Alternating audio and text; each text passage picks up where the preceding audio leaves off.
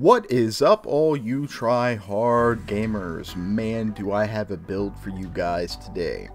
Now, let me say right off the bat, this build, the goal of it was to make a PvE build slash PvP if you wanted to. I wanted it to be able to defend itself in PvP as well as PvE, and you'll see sort of the concept that I'm going for. So let's go ahead on the optional internals here. We've got the 7A prismatic shield generator. I would not run bi-weaves on this unless you're going all PvE. So if you don't have the prismatics, just get the regular 7A reinforced, modded for reinforced.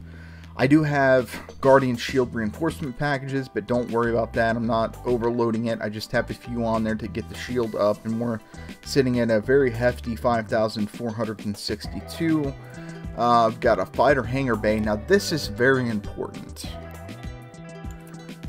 What you want on your fighter hangars are the F-63 Condors with multi-cannons fixed. Okay, you're gonna see why you need those in order to sort of flatten out the types of damage that you're going to want to do to your target. It works like a charm, though. Believe me, it works like a charm. You guys will see it works. Fuel scoop. If you want to, you can swap this out, but because, I mean, I basically moved my operations from Marrere up to Shinrarta. I'm not in Marrere anymore, and most of my squadron's area of operations are around that area. So anytime they're like, hey, would you want to come down here and do this? I'm like, yeah, that's fine. So I'll have to make jumps down there, and I don't want to have to stop and refuel. But if you're in an area where you don't have that problem, just swap the 6A fuel scoop out for like maybe another Guardian Shield reinforcement package or a hull reinforcement package, okay? So I've got hull reinforcement packages, and these are modded out for heavy duty. You could do some of those for resistances if you wanted to. I've got a 2A frame shift drive interdictor. This is optional. You can use this both in PvP and PvE. If you want to do assassination missions, you can pull them out of Super Cruise, or in PvP, obviously, you can use it to pull people out of Super Cruise and blow them to hell. Then the advanced docking computer, because this thing is just a little bit of a space brick. So let's go on to the core internals. Okay, military grade composite modded out for heavy duty armor. I would get that up as much as possible. Our integrity right now as it stands is sitting at a hefty 4,221.9. So we're doing really well there. Power plant overcharged. You're definitely going to need this. Clean drive tuning with thermal spread. You're definitely going to need that. Increased FDS range. I would probably get that up if you have the power, you know, on your ship to be able to handle grade 5. Then I've got 5D life support, charge enhanced power distributor, and then sensors 8A.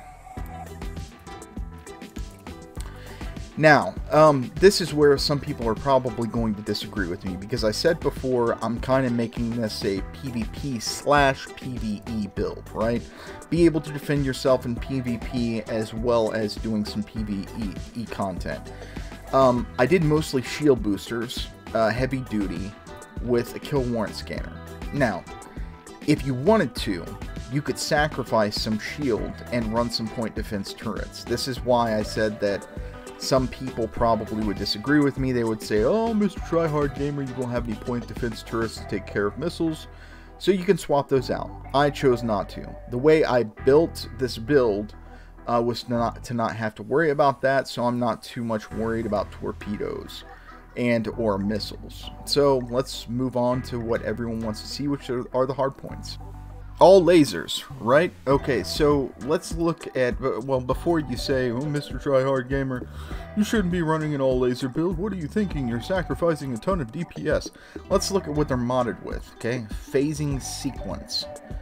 I've been wanting to make a phasing sequence build for such a long time, and as it stands, let me tell you, the results that I've had just in the PvE content alone has been immense.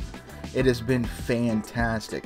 I'm soloing Threat 6 wing assassination missions. It's been amazing. See, the concept of the hardpoints on this is not to burst damage. It's not to throw as much damage within as less seconds as possible to take the shield down. It's to defeat the shield. It's to put out enough consistent damage so that your target is going to have to worry about it eating their hull away before their shields even have a chance to go down. Okay? So for those of you who don't know what phasing sequence does, it tells you bleed damage, modulating burst fire system designed to defeat shielding. Small amount of damage is able to bleed through shields and attack the target's hull directly. So as you're firing with these weapons onto their shields, it's eating their hull. Okay, now, again, something you may disagree with, but I enjoy having these on here. I believe 1, 2, 3, 4 of them are turrets. Okay, I did half and half. 4 of them are turrets to take care of the angles by which your opponent's going to fight you, which is typically to fly over you. This is why they're on the top part of the ship. Okay, and I believe the side parts of the ship. And then I went ahead and did the rest below. Okay, so you got your 4A, but they are all phasing sequence. And it works really, really well. It's going to take some time, but you're going to whittle your target down. And I believe that this is very, very applicable in PvP. I haven't gotten a chance to try it out yet, but I am itching to. And if you guys tried this build out in PvP, let me know exactly what your experience was and what you think. So stay tuned for the combat.